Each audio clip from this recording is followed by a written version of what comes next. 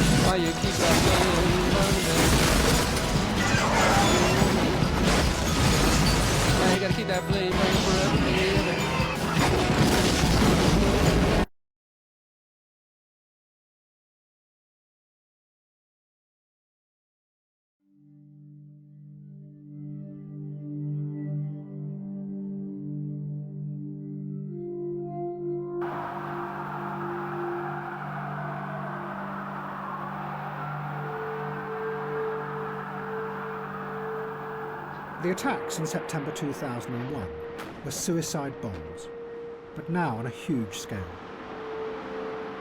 They demonstrated the terrifying power of this new force to penetrate all defences. They had come to kill thousands of Americans on their own soil.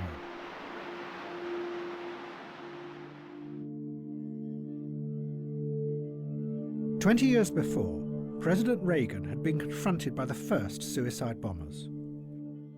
They had been unleashed by President Assad of Syria to force America out of the Middle East.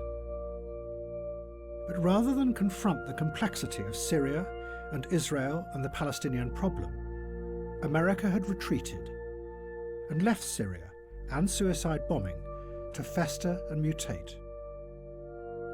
They had gone instead for Colonel Gaddafi and turned him into an evil global terrorist. But in the process, this changed the way people saw and understood terrorism. Instead of a violence born out of political struggles for power, it became replaced by a much simpler image of an evil tyrant at the head of a rogue state, who became more like an arch criminal who wanted to terrorize the world.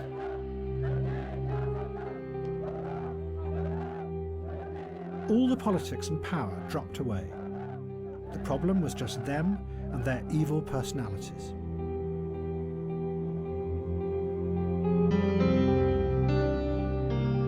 And after 9/11, this led to a new and equally simple idea: that if only you could remove these tyrannical figures, then the grateful people of their country would transform naturally into a democracy, because they would be free of the evil.